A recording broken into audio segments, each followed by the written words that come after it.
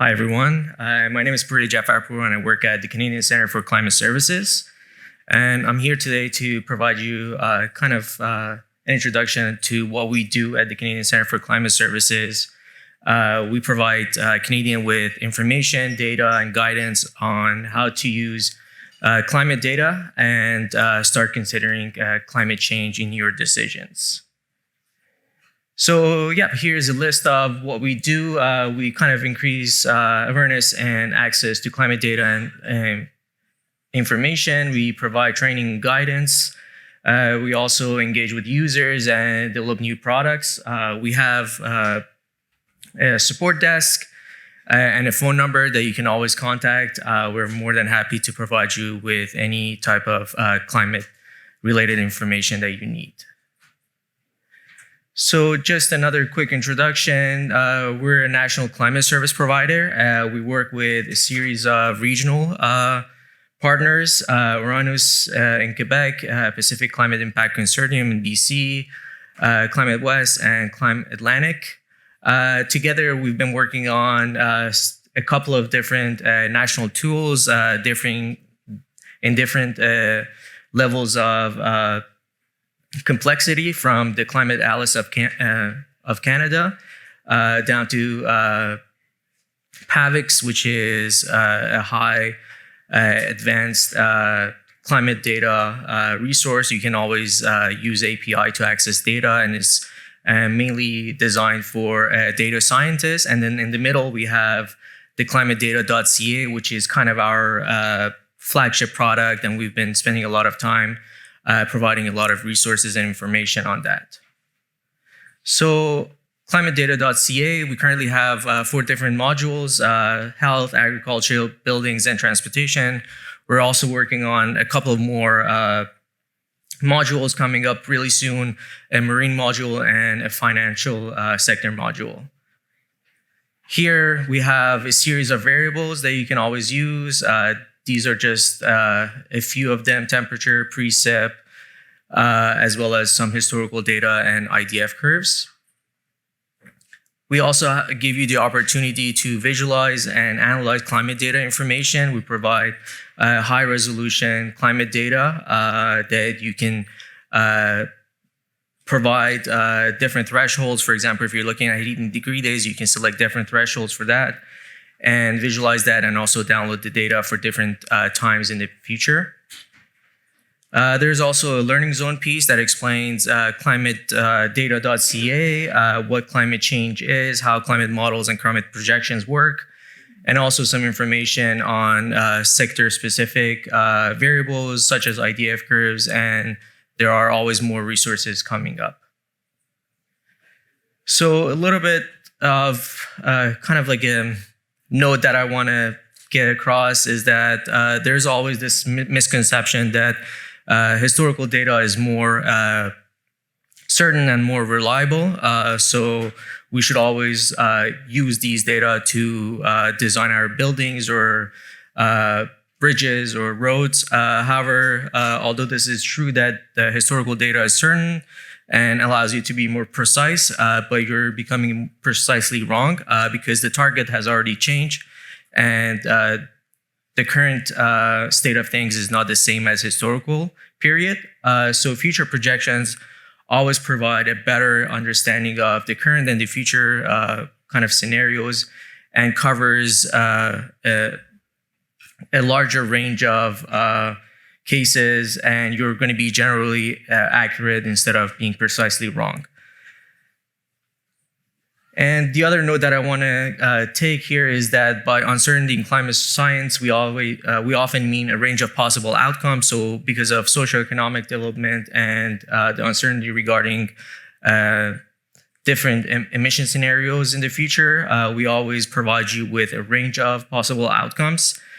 And we always kind of try to say that obviously our projections from the climate models are uncertain. However, in the engineering side of things, often uncertainty means a lack of confidence, which this kind of like the meaning of uncertainty really needs to be clarified just to be sure we have the right data.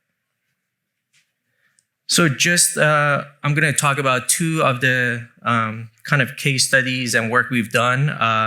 There's obviously more case studies available on climatedata.ca regarding the building sectors or the transportation sector that you can always go and have a look at. And we're always open to kind of work with different groups. If you have any case studies that you want to present on the website, we're more than happy to discuss that with you.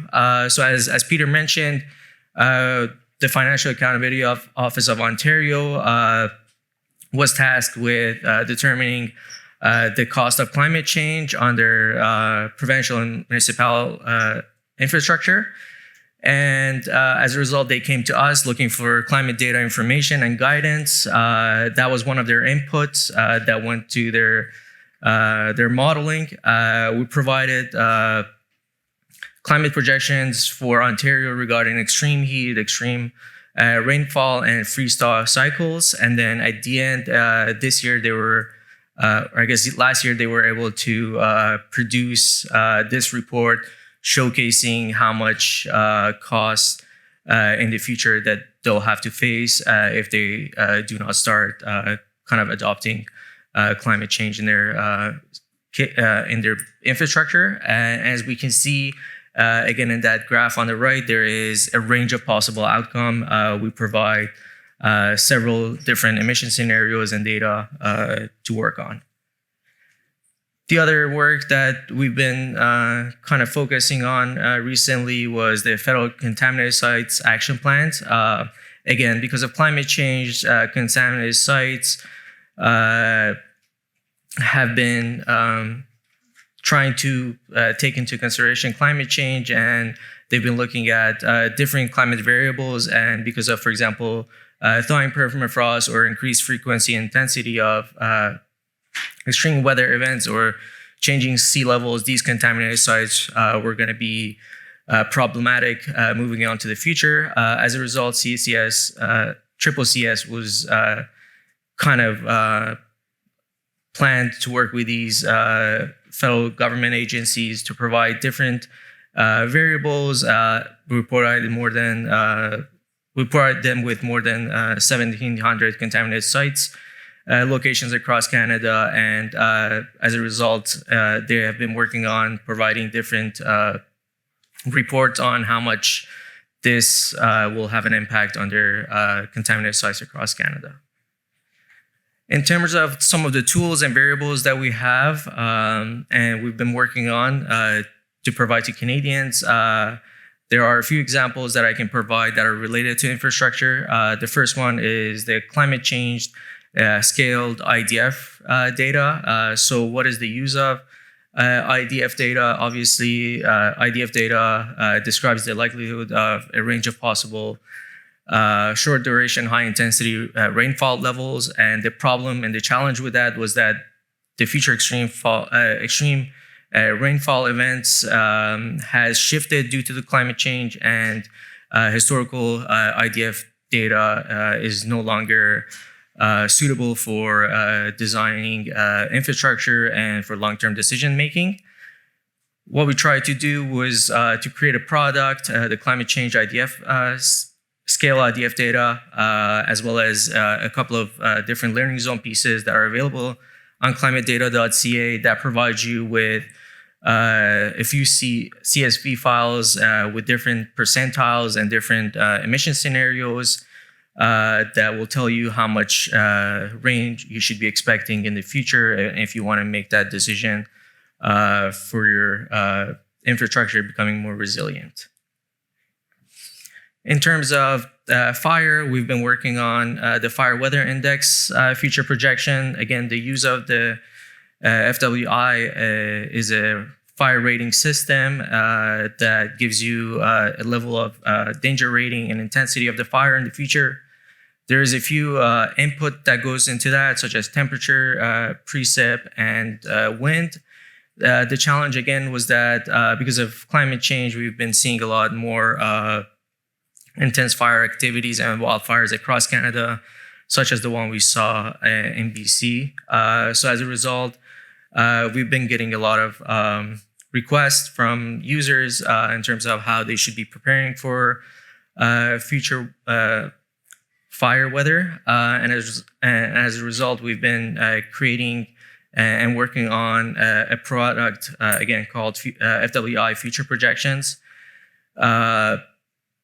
based on different weather station data locations across Canada. That again gives you a level of FWI change and all the indices that goes into that, so that you can predict and determine how much you can project and determine how much the fire weather is going to be in the future, and make that consider that in your decision making. Another tool we've been working on is the building climate zone projection. The use of this has been in the National Energy Code of buildings, and we can see clearly from the data that we have from the climate model projections that these climate zones that are used in the National Energy Code for buildings, which building designers rely to make decisions of which energy code and standards to follow. For example, how much insulation to use in the buildings are not true anymore. There is going to be a shift in the climate zone classification, and we've been working on creating a building climate zone projection based on heating degree days to let designers kind of decide on how much building insulation they're going to use in their buildings, and also what type of standards and codes they want to follow. The next one is the future weather files for building energy simulation. Obviously, at a higher level, building designers often rely on these simulations to kind of decide how their design is going to look like in the future, and they're going to be kind of compliance into building codes or designing their HVAC systems. Again, the challenge has been mostly building simulation has been based on historical weather files. However, these files do not actually kind of indicate what the climate is looking like at the moment, in the present time, and also under future climate conditions. So we've been working with our partners, PCIC and NRC, to release 2 sets of future weather files that they're available based on a complementary methodology. One of the PCIC's weather file provides information for 3 different future periods, and then NRC's based on different levels of global warming. And these are available for building designers to use. Finally, just want to kind of show you this. There is a Design Value Explorer tool that's designed by PCIC. A little bit of background on this. Back in 2015, NRC and Environment and Climate Change Canada worked together to kind of create projections for climatic design values. And there is a report called Climate Resilient Buildings and Core Public Infrastructure, CRBCPI, that kind of introduced how future projections will change many of the design variables that are used in the National Building Code, as well as the Canadian Highway Bridge Design Code. So that was the first phase of providing future projections for many variables such as temperature, precip, wind, snow load, and you can find all these informations in the CRBCPI report. We've been working with both of Environment and Climate Change Canada, as well as NRC, to provide a plain language summary report, as well as guidance and support on the Design Value Explorer, which provides you with these variables in a easy, simple way of visualization, as well as the capability of providing in a CSV format. Another related projects, we have the Climate Resilience Assessment Worksheet, which provides you with information of how you can find what risk your infrastructure is going to face in the future, as well as what information relating to that you can find. We've used that worksheet and have been working on developing the decision support tool. which kind of makes this worksheet much simpler. Again, providing two things, helping you find climate information, as well as providing access to specific information and data. I think that's it. You can always contact us through our website, climatedata.ca, or you can always give us a call, and I'll be around if you have any questions.